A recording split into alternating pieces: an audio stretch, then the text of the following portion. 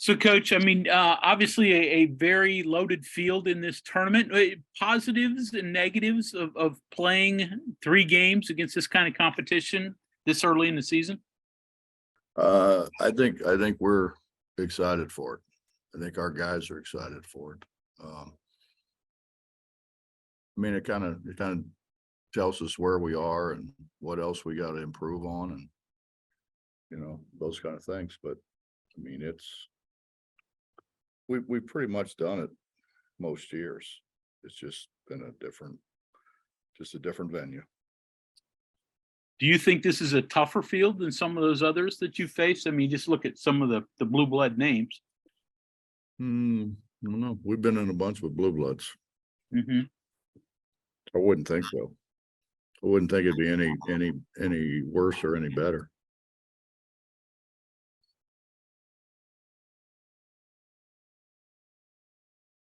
Question, please use the raised hand feature and we'll call on you.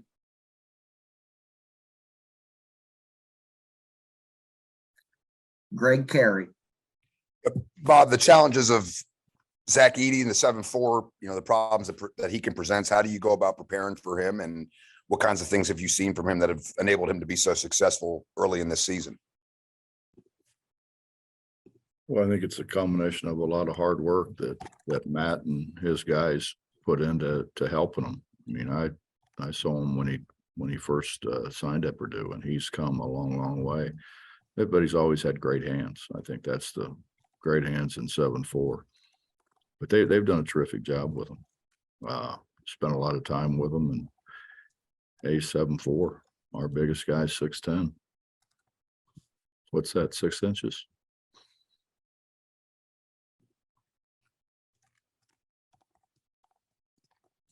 Go to Greg Hunter.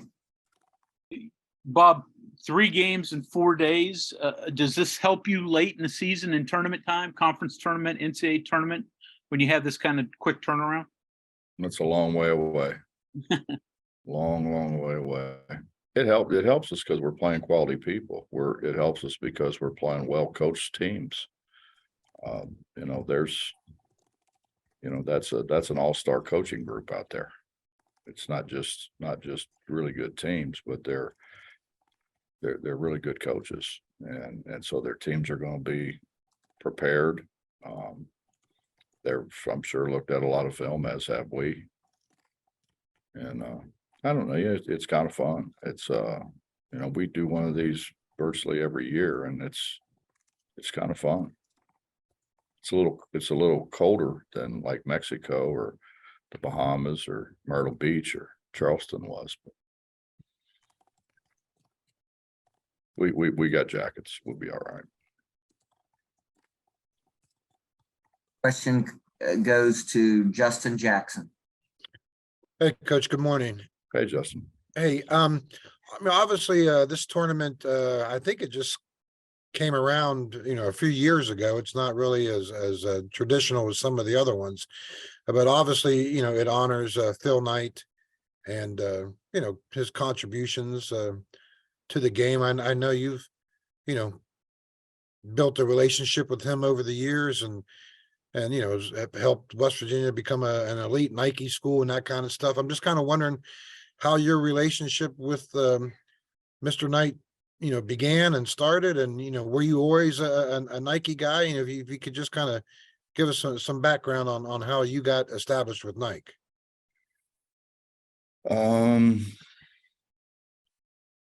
They came to me when I was at Akron about us becoming a Nike school, and that was at Janka, and then after that you get invited to go to the whatever it is that they put on a heck of a deal and do it at different places, usually around the ocean. And all the Nike coaches go, which was really a good thing because you got to meet and know all the players, and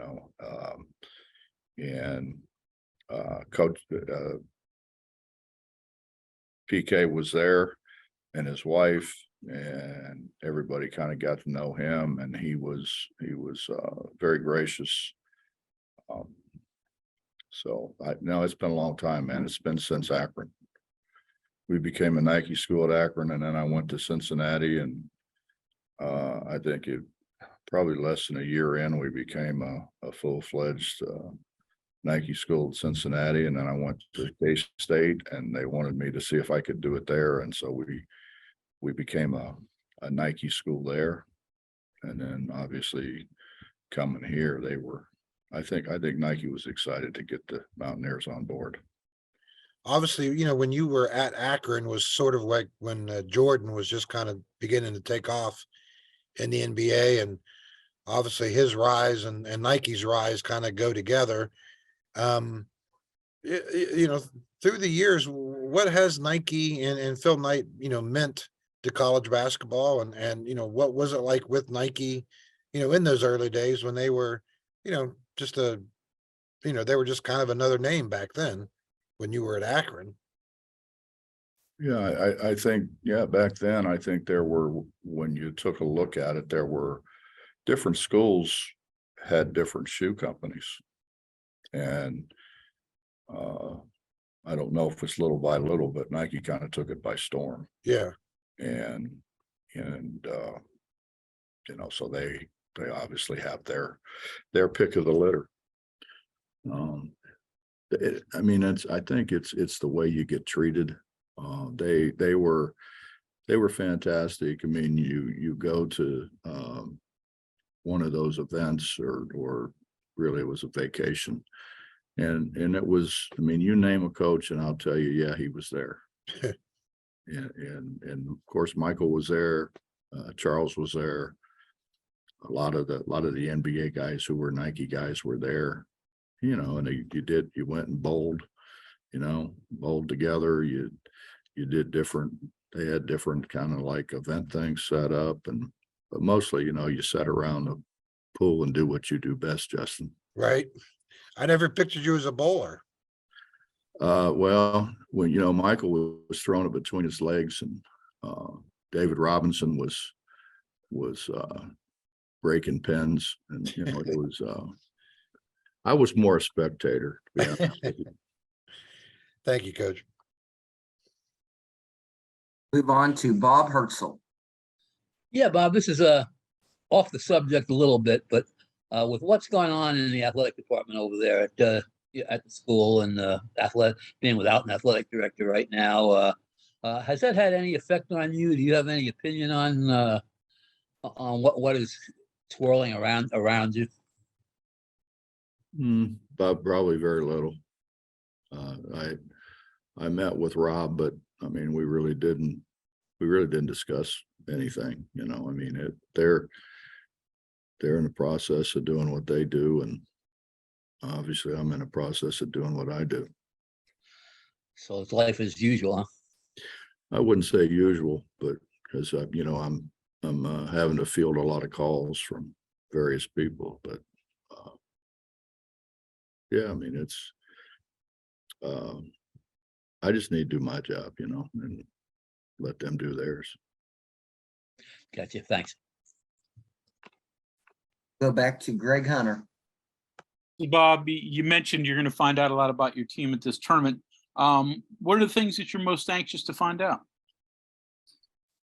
Well, we're last in the league in rebounding,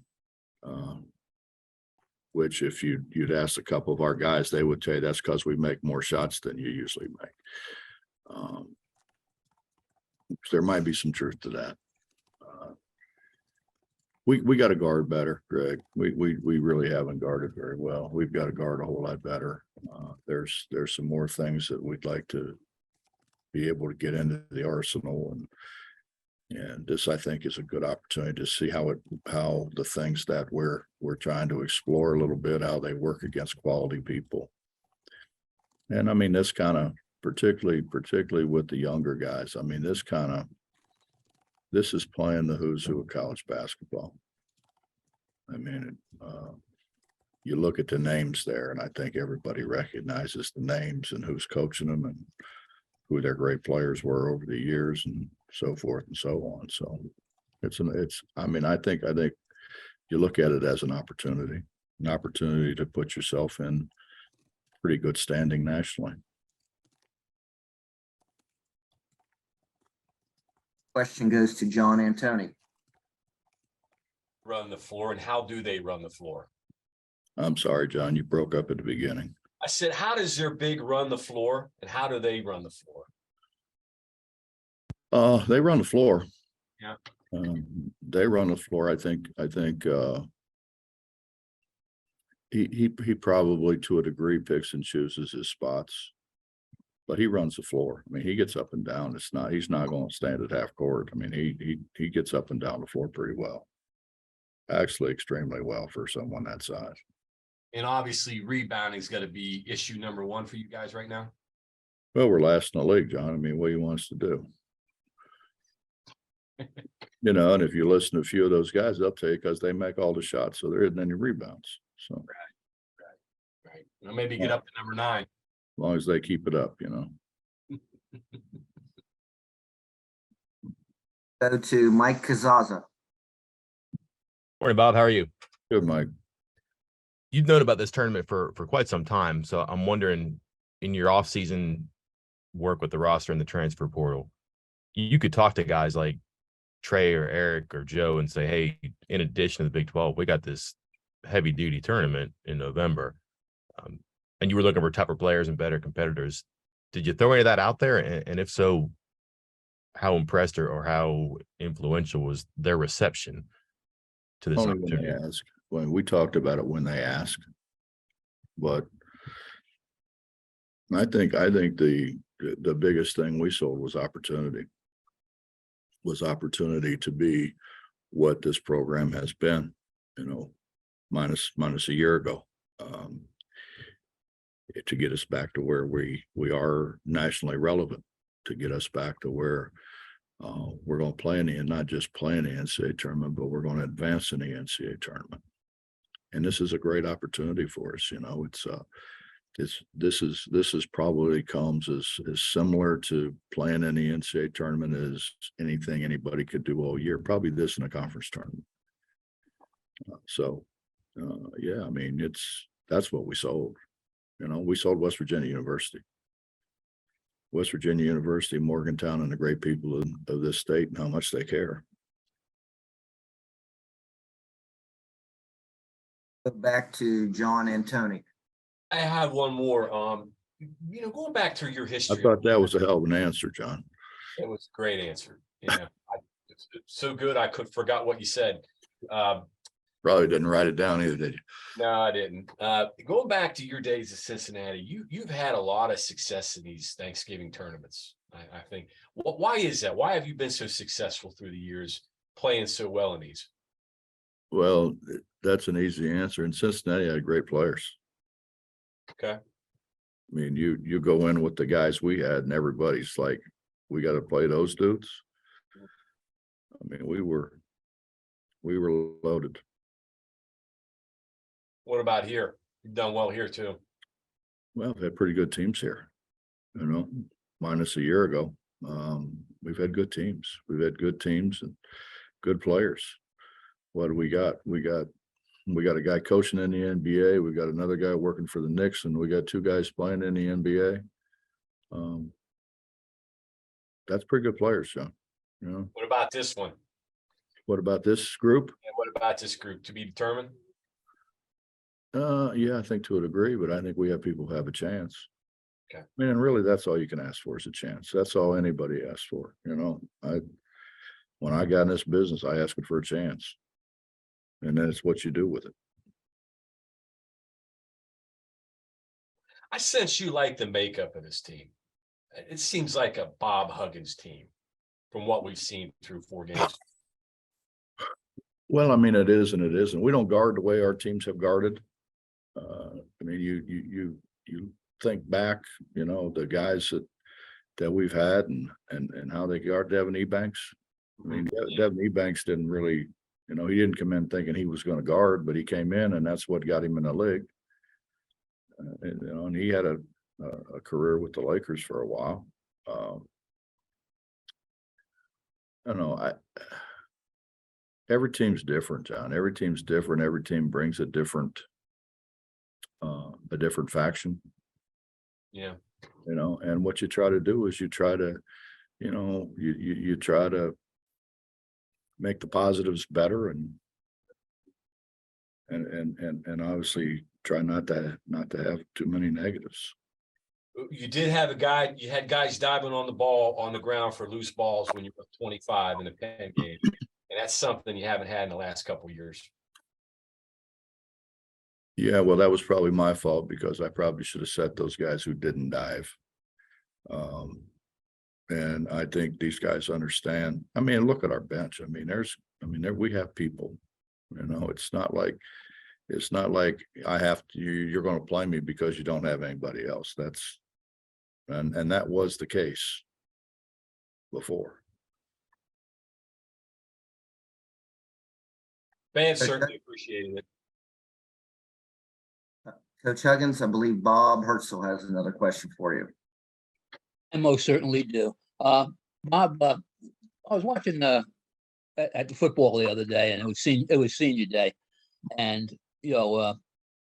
is that becoming extinct? Like he talked about selling WVU and selling the town and all that, and it seems like people are more and more going where they can get money and come in for 1 or 2 years. It's not really traditional 4 or 5 year guys walking anymore. What are your thoughts on that? On what you have to sell? But that was 100% the NCAA. I mean, so we've had to try to try to make the things that they've come up with over the years. We had to try to make those attractive in some form or fashion.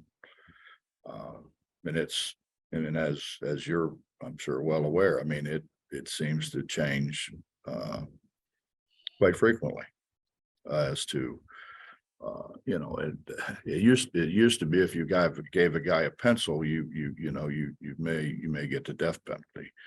You know, it's all right to help them get cars or money or whatever else. I mean, I just, to be honest, Bob, it blows my mind that you got to spend $1 million to get a high school guy or a transfer guy. That just doesn't seem possible to me. It's nice to blame the NCAA and all that, but really the courts threw that on them. Now maybe it was their fault that they got themselves in that situation by not being. But Bob, the courts threw it on them because of their arrogance and their inability to say I was wrong. And when the O'Bannons asked for the money that they rightfully deserved, they said, no, we're the NCAA. And so the O'Bannons said, we'll see you in court. And that's never a good thing. No, it's not. No, well, it's not for them. It is for the O'Bannons. Yes. Depends on which team you're rooting for, Bob. We will move on to Justin Jackson. Hey, Coach, I've always kind of wondered about the, these Thanksgiving tournaments. You get so many good matchups and a lot of these tournaments. And the thing of it is, it's November. And, come March, I've always I guess I'm looking for your opinion on the grand scheme of these things. How much do they really mean in the totality of what the season actually is? Well, they mean something because they're factored in. They're a factor whenever the committee sits down and starts ciphering. They matter. I mean, now of course they're going to say, well, that happened 3 months ago or 4 months ago, whatever. Right. But it still counts. It still counts in your body of work. What their charge is to look at an entire body of work. Now, do they count the last so many games more? Yeah, they're weighted more. No matter what they say, they're weighted more. I mean, I've been on enough committees and heard. I was on the committee whenever we were supposed to basically fix the whole thing. And that was before Mike Sly passed away, and Mike did a terrific job as the head of the committee. And there were, you name it, you know, the people that everybody knows as big time coaches, if that's what they're called. We're all sitting around a table and we're all trying to come up with a solution to make it better. You know, like for instance, the Segrin was never in there. You know, and when I was at Akron, that was it. The Segrin was, you know, and the problem with the Segrin is you almost have to, especially when you're at a place like Akron, you have to beat people as bad as you can possibly beat them, because that's the only way you rise. Right. So, I mean, there's if you really took the whole thing and broke it down and looked at it, it's pretty complicated. It's pretty complicated, and there's a bevy of things that if they go your way, they're great. If they don't go your way, it's a pretty good hit. So, Yeah. you know, it's, you know, what I think most coaches try to do is try to figure it out as best they possibly can. And playing people early is, you know, I think that's good. I mean, because let's say we go 3-0 out there. I mean, that's huge. That's huge. That puts us in a I think a different category of where we are because of a year ago. But you know, you go 0-3, you're struggling to catch up. Right. No, I get all that. I guess, say like, you know, the selection committee starts meeting in March, I guess. At that point, do you think, I mean, I seriously doubt if they're talking about, okay, well, this team won the Maui or this team won the battle for Atlantis. They don't, but just, they don't have to talk about those. They automatically are in there. It's your entire schedule. It's not what you did in your conference. It's your entire schedule. So those things count as much as a game, you know, early on in the Big 12 or the Big 10 or whatever. They count. Right.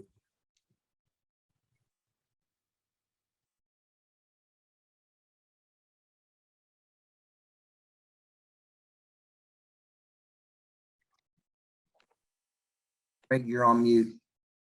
Oh, I didn't hear you call me. I'm sorry. I was waiting. Bob, you're going to soon add another player. The difficulty of throwing someone in midstream and sort of getting them up to speed.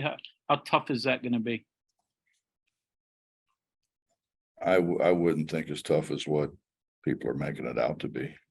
I mean, I had to do that at Akron. I had to do that at Cincinnati a time or two. I mean, it's the same thing. It's, you know, I play people because they deserve to play. I don't play people because of their name or who they think they are, or who somebody else thinks they are. I play them because we're going to try to play the best guys, because we're going to try to win. And, you know, that is yet to be seen, who really our best 7, 8, or 9 guys, the guys that are going to play the majority of the minutes are. Members of the media, do you have any further questions for Coach Huggins? There's no more questions in the queue. One last chance. I believe Justin Jackson comes in just in the nick of time. Yeah. Hey, Coach, has he started practicing yet? Is he able to practice with you guys now? No, No. Okay. So he's got to get clearance just to practice then. he's got to get, yeah, we have a waiver sent into the NCAA and we're waiting for a response. Okay. Good enough. Thank you. Mm-hmm. Okay, Coach, thank you very much for your time. Yes, sir.